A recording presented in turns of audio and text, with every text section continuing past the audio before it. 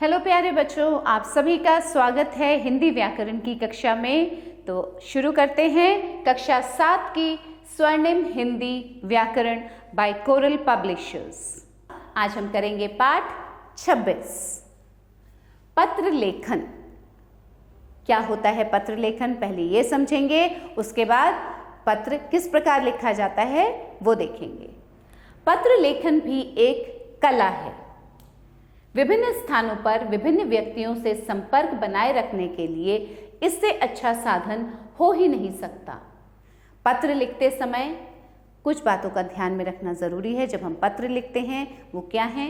भाषा विषयानुकूल हो, उसमें अनावश्यक विस्तार न हो, पत्र पाने वाले की आयु, योग्यता व पद का ध्यान रहे, नाम व पता साफ स्पष्ट अक्षरों में लिखा जाए, प्रार्थना पत्रों की भाषा विनम्र होनी चाहिए, शिकायती पत्रों की भाषा संयत होनी चाहिए, व्यावसायिक पत्रों की भाषा नपीतुली हो, सभी पत्रों में अभिवादन का उल्लेख अवश्य हो।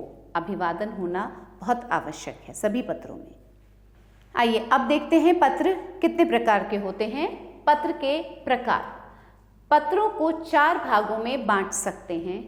प्रार्थना पत्र, निजी अथवा पारिवारिक पत्र, व्यावसायिक पत्र, अधिकारियों व कार्यालयों के पत्र। पत्र के अंग, क्या क्या अंग होते हैं? विभिन्न अंग होते हैं पत्रों के।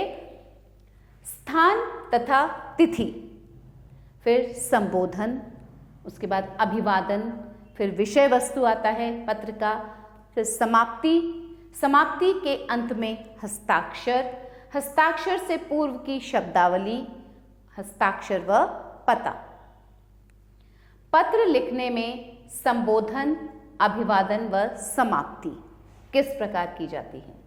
देखिए, जब अधिकारियों व कार्यालयों के पत्र लिखे जाते हैं तो उसमें संबोधन में क्या लिखते हैं? श्रीयुत, जो पद होता है, श्रीयुत, संपादक महोदय। अभिवादन कैसे करते हैं? महोदय, मान्यवर आदि। फिर समाप्ति में भवदीय। व्यावसायिक पत्रों में क्या किया जाता है? संबोधन श्रीयुत, व्यवस्थापक महोदय या प्रकाशक या फर्म का नाम, अभिवादन में महोदय और समाप्ति भवदीय। विशेष, यहाँ आपके लिए पत्रों के 4 प्रकार के नमूने अभ्यास के लिए दिए जा रहे हैं। पत्र लेखन की विशेष बातें ध्यान में रखते हुए इनका अभ्यास कीजिए। जो विशेष बातें हमने शुरुआत में पढ़ी हैं उनको ध्यान में रखकर हम इन सभी पत्रों को पढ़ते हैं। कुछ पत्र मैं पढ़ूंगी और कुछ पत्र आप स्वयं पढ़ेंगे। ये है प्रार्थना पत्र।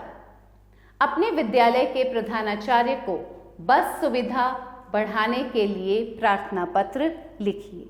विषय क्या है? बस सुविधा बढ़ाने के लिए प्रार्थना पत्र। सेवा में श्रीमान प्रधानाचार्य महोदय, कौन से विद्यालय के वो प्रधानाचार्य हैं उस विद्यालय का नाम आएगा। यहाँ नोएडा पब्लिक स्कूल, नोएडा, उत्तर प्रदेश। फिर अभिवादन, मान्यवर महोदय। सविनय निवेदन यह है कि मैं अपने विद्यालय की कक्षा 7 का छात्र हूँ। आपको छात्र बताना है, कौन से कक्षा के हैं आप। मैंने इसी वर्ष विद्यालय में प्रवेश लिया है तथा मैं प्रीत विहार बी ब्लॉक में रहता हूँ। विद्यालय की बस प्रतिदिन बी ब्लॉक तक आती है व मुझे प्रतिदिन रिक्शे द्वारा वहां पहुंचना पड़ता है। कभी कभी वाहन न मिल पाने के कारण बस भी छूट जाती है।